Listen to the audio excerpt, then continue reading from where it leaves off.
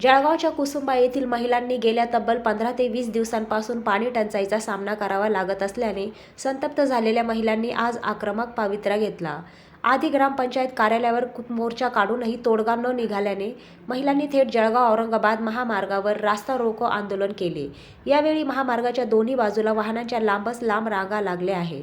गेल्या महिनाभरापासून घरातील नळांना पाणी येत नसल्याने महिलांमध्ये प्रचंड संताप निर्माण झाला आहे।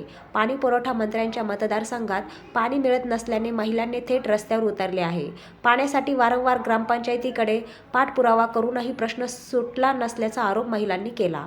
आज संतप्त महिलांनी प्रथम ग्रामपंचायत कार्यालयावर धडक मोर्चा काढला, मात्र त्यांच्या मागण्यावर ठोस तोडगा निघाला नाही। त्यामुळे महिलांनी आक्रमक होत महामार्गावर ठिय्या देत वाहतूक रोखली। यावेळी महिलांनी पाणी द्या अशा जोरदार घोषणा देत प्रशासनाचा निषेध केला।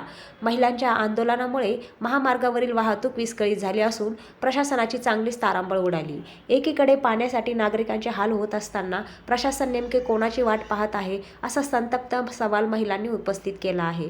तातडीने पाणी पुरवठा सुरळीत न केल्यास आंदोलन आणखी तीव्र करण्याचा इशाराही संतप्त महिलांनी दिला आहे।